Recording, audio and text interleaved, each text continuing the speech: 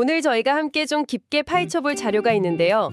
스테이블 브레드에 실린 투자정책서, 그러니까 IPS 작성법이라는 글입니다. 이걸 한마디로 딱 줄이면 나만의 투자 헌법 만들기, 이 정도로 말할 수 있겠는데요. 아시잖아요. 시장이 막 오를 땐 조급해지고 폭락할 땐 공포에 빠지는 바로 우리 자신. 그런 나로부터 스스로를 지키기 위한 구체적인 행동 강령을 어떻게 만드는지 오늘 제대로 한번 알아보겠습니다. 투자 헌법이라는 표현이 정말 딱 맞네요. 사실 이건 뭐랄까 미래의 감정적인 나와 현재의 이성적인 내가 맺는 일종의 계약서 같은 거거든요. 계약서요? 네, 시장이 혼란스러울 때 온갖 감정이 막 휘몰아치잖아요. 바로 그럴 때 가장 냉정했던 과거의 내가 미리 정해놓은 그 원칙이 기준점이 되어주는 거죠. 당신의 재정 목표나 또 감당할 수 있는 위험 수준 같은 핵심 내용이 모두 담겨 있으니까요. 솔직히 계획 세우는 거 다들 좀 귀찮아하잖아요. 그냥 좋은 주식 사서 오래 묻어두면 되는 거 아닌가 하고 생각할 수도 있고요. 왜 굳이 이런 공식적인 문서까지 만들어야 하는지 그 이유부터 좀 더 파고 들어보죠. 그게 우리 뇌가 사실 장기 투자에 그렇게 최적화되어 있지가 않기 때문입니다. 이 자료에서도 여러 행동 편향을 지적하는데요. 예를 들어서 성과 추종이라는 게 있어요. 이미 급등한 자산을 보고 나만 뒤처지면 안 되는데 하는 마음에 포머? 네, 맞아요. 그 마음에 뒤늦게 뛰어드는 걸 말하고요. 또 반응성은 시장의 사소한 뉴스 하나하나에 너무 성급하게 사고 파는 걸 의미하죠. 그거 정말 공감되네요. 저도 예전에 크게 물렸던 주식이 하나 있었는데 손실을 확경하기가 싫어서 그렇죠. 언젠간 오르겠지 하면서 몇 년을 그냥 뒀거든요. 자료에서 말하는 손실 회피 성향, 딱 그거죠. 차라리 그때 정리하고 다른 데 투자했으면 기회비용이 훨씬 적었을 텐데 말이에요. 이게 바로 IPS가 막아주려는 실수군요. 바로 그겁니다. 남들 따라 우르르 몰려다니는 무리짓기나 시장의 고점과 저점을 맞추려는 시장 타이밍 시도도 다 마찬가지고요. 결국 IPS는 시장이 미쳐 날뛸 때 가장 냉정했던 과거의 내가 미래의 감정적인 나에게 보내는 비상행동 지침 같은 겁니다. 비상행동 지침이요? 네, 감정이 아니라 계획에 따라 행동하도록 강제하는 안전장치인 셈이죠. 좋습니다. 내 안에 그 충동적인 투자자로부터 나를 지키기 위해 꼭 필요하다는 데 설득이 됐습니다. 그럼 막상 이걸 만들려고 하면 어디서부터 시작해야 할까요? 무슨 전문가용 보고서처럼 막 50페이지짜리 문서를 만들어야 하는 건 아니겠죠? 전혀요. 그럴 필요 없습니다. 이 자료에서도 처음부터 완벽할 필요는 없다고 강조하거든요. 핵심적인 뼈대만 갖춘 간단한 문서로 시작해서 나중에 필요할 때마다 살을 붙여 나가면 충분하다는 거죠. 다행이네요. 그 첫 단계는 의외로 아주 간단한데요. 바로 계좌 정보를 정리하는 겁니다. 계좌 정보요? 그냥 제가 가진 계좌 목록을 쭉 쓰는 건가요? 맞습니다. 예금, 투자, 그리고 401k나 IRA 같은 연금 계좌까지요. 어느 금융기관에 얼마가 들어있는지 한눈에 볼 수 있도록 싹 정리하는 거죠. 이게 별거 아닌 것 같아도 여기저기 흩어져 있는 내 자산을 한 곳에 모아서 재무적 셀카를 한번 찍는 것과 같아요. 재무적 셀카요. 재미있는 표현이네요. 네, 전체적인 그림이 보여야 계획도 세울 수 있고 나중에 상속 계획을 세울 때도 이게 아주 유용합니다. 일단 내 돈이 어디에 얼마나 있는지 파악하는 게 첫걸음이군요. 그것만 해도 속이 다 시원할 것 같네요. 자, 현황 파악이 끝났으면 그 다음은 이 돈으로 뭘 할지, 목적지를 정해야겠군요. 정확합니다. IPS의 심장이라고 할 수 있는 투자 목표를 설정하는 단계입니다. 여기서 중요한 건 그냥 부자 되게 해주세요 같은 막연한 목표가 아니라요. 네. 구체적인 단기 목표랑 장기 목표를 나누는 겁니다. 예를 들어 3년 안에 주택계약금 5천만 원 마련, 이건 단기 목표가 될 수 있고요. 20년 뒤 은퇴할 때 10억 원 필요, 이건 장기 목표가 되겠죠. 그럼 수익률 목표도 구체적으로 정해야 하나요? 연 10% 수익 이런 식으로요? 네, 그런 정량적 목표도 가능합니다. S&P 500 지수보다 연 2% 초과 수익처럼 벤치마크를 활용할 수도 있고요.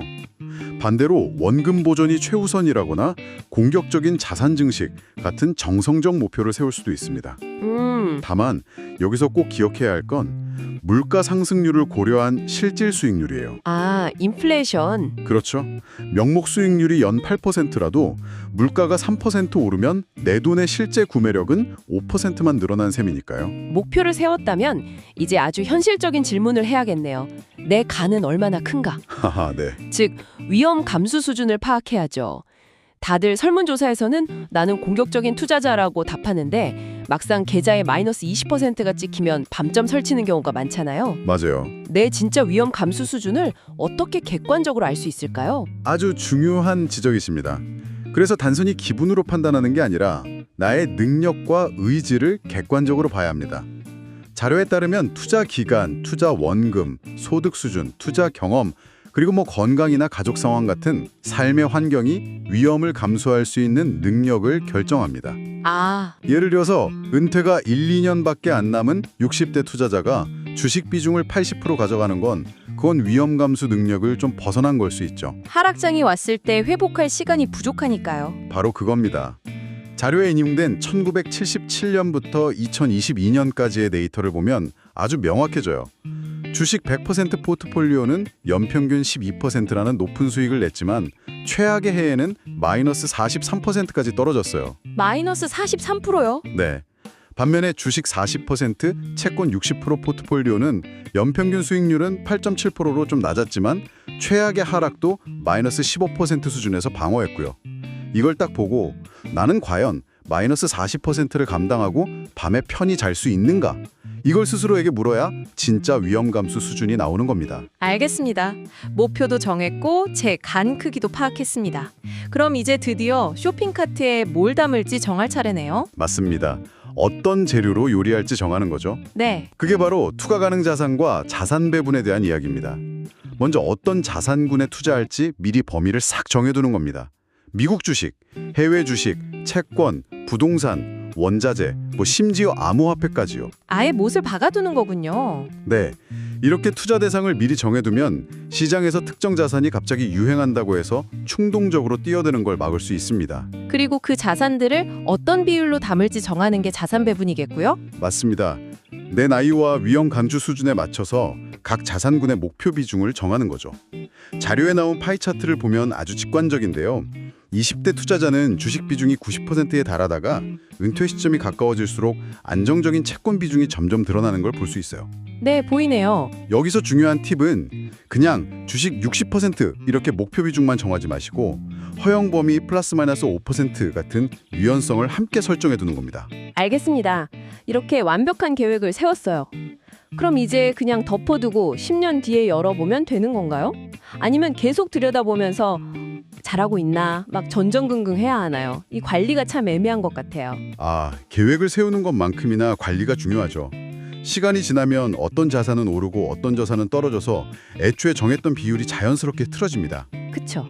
예를 들어서 주식시장이 너무 좋아서 원래 60%로 정했던 주식 비중이 70%가 될 수 있잖아요. 그럼 내 포트폴리오는 원래 내가 의도했던 것보다 훨씬 더 위험해진 상태가 되는 겁니다. 아, 나도 모르는 사이에 공격적인 투자자가 되어버리는군요. 그걸 다시 원위치시키는 과정이 필요하겠네요. 그게 바로 포트폴리오 리밸런싱입니다. 자료에서는 리밸런싱을 안 하는 건 시장이 내 위험 수준을 결정하도록 그냥 내버려두는 것과 같다고까지 말합니다. 와, 세게 말하네요. 네, 리밸런싱 시점은 보통 두 가지 기준으로 정해요. 6개월이나 1년마다 주기적으로 점검하는 시간 기준이 있고요. 혹은 특정 자산 비중이 목표치에서 5% 이상 벗어났을 때 실행하는 비중 기준이 있습니다. 잠깐만요. 근데 리밸런싱이라는 게 결국 잘 나가는 자산을 팔아서 상대적으로 못 나가는 자산을 사는 거잖아요. 네, 맞습니다. 솔직히 심리적으로 엄청난 저항이 있을 것 같은데요. 이건 더 오를 것 같은데 왜 팔아? 하는 마음을 이기는 게 현실적으로 가능할까요? 세금 문제도 있고요. 정확한 지적입니다. 심리적으로 가장 어려운 부분이죠. 그래서 IPS에 기계적으로 실행한다고 못을 박아두는 게 중요한 겁니다. 아예 감정을 배제하도록. 네, 감정의 개입을 원천 차단하는 거죠. 그리고 실행 방법도 여러 가지입니다. 말씀하신 것처럼 비중이 늘어난 자산을 팔아서 줄어든 자산을 사는 게 기본이지만 세금이 부담된다면 새로운 돈을 투입할 때 의도적으로 비중이 낮아진 자산에만 투자하는 현금 흐름 활용 방식을 쓸 수도 있습니다. 아, 그것도 방법이겠네요. 네, 은퇴자라면 생활비를 인출할 때 비중이 높아진 자산부터 빼서 쓰는 것도 좋은 방법이고요. 리밸런싱까지 했으면 이제 진짜 끝난 거 아닌가요? 그런데 포트폴리오 모니터링이라는 단계가 또 있네요.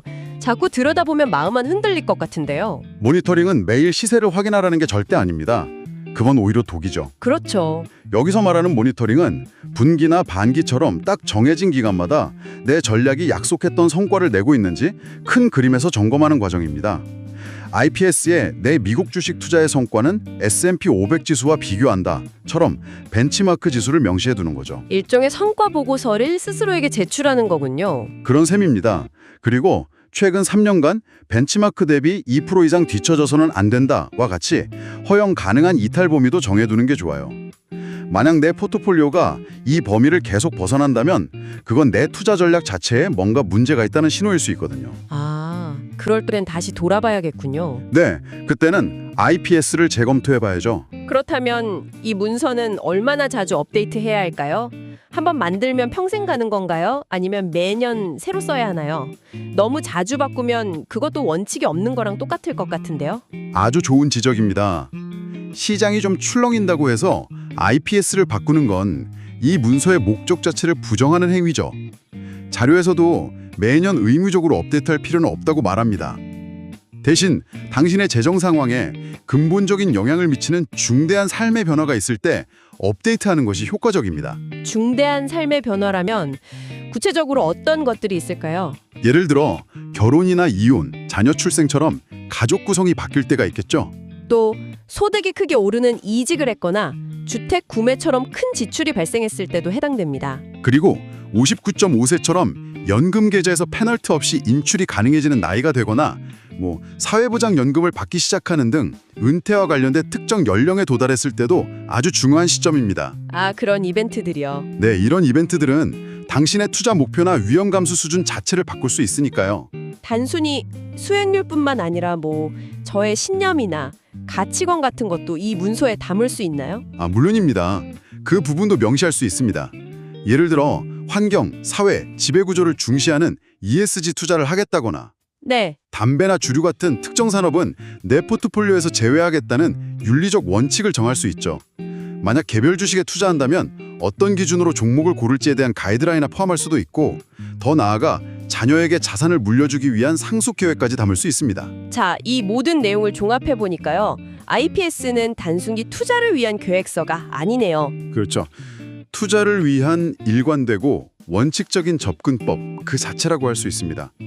어쩌면 완성된 문서 그 자체보다 이 문서를 만드는 과정에서 스스로의 재정 목표를 명확히 하고 또 감당 가능한 위험 수준을 깊이 이해하며 모든 투자 결정에 대한 명확한 기준을 세우는 것, 그 과정이 더 중요할 수도 있습니다. 내가 어떤 투자자인지 알아가는 여정이니까요. 결국 이 모든 과정을 거치고 나면 IPS는 그냥 종이 한 장이 아니게 되는 거군요. 이건 미래의 감정적인 나와 현재의 이성적인 내가 나누는 가장 중요한 대화의 기록인 셈이네요. 맞습니다. 시작에 미쳐 날뛸 때 가장 냉정한 조언을 해줄 수 있는 건 바로 과거의 나 자신이라는 아이디어가 정말 강력하게 다가옵니다. 최고의 요약입니다.